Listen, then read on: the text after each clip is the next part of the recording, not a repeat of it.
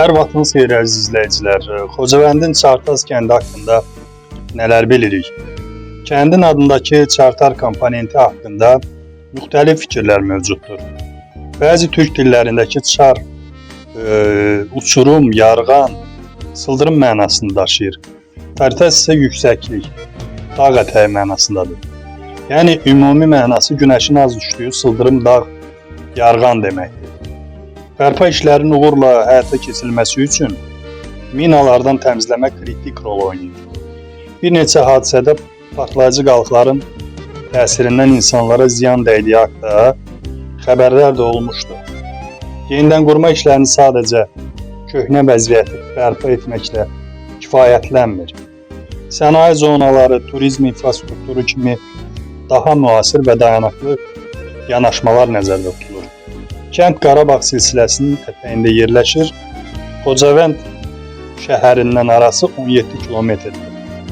Xocavəndin Sos, Quzeyxırman, Dağavert, Qırmızı Bazar kəndlərində bərpa işləri gedir.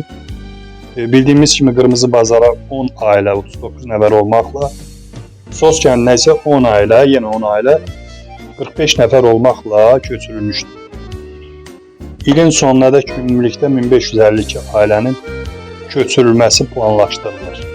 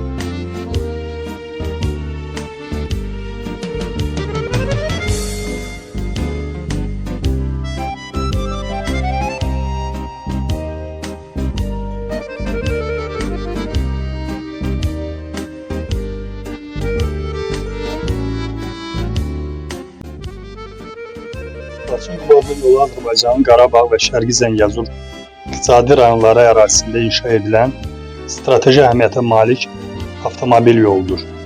Bu yol Hacıqabul, Horadiz, Ağbənd, Zəngəzur dəhlizi magistral avtomobil yolunun Xudafərin su anbarı yaxınlığından keçən hissələrindən başlayır və Qubadlı şəhərinə qədər uzanır.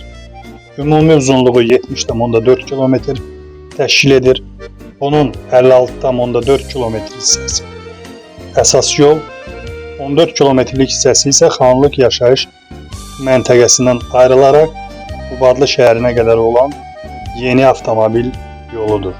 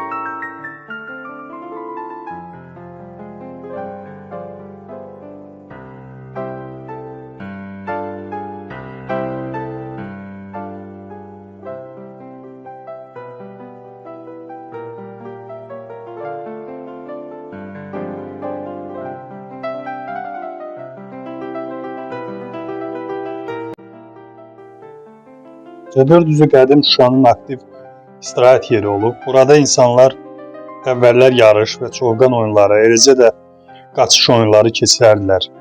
Yeri gəlmişkən yarışlar təkcə atlarla deyil, dəvələrlə də təşkil olunardı.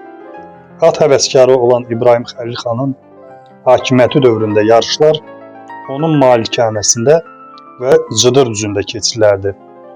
Baharbəndi adlı oyun ən məşhur oyunlardan idi. Atlı atını sürərkən çalpağını, silahını, xəncərini, qılıncını, çuxasını götürüb xüsusi yerdə qoyardı.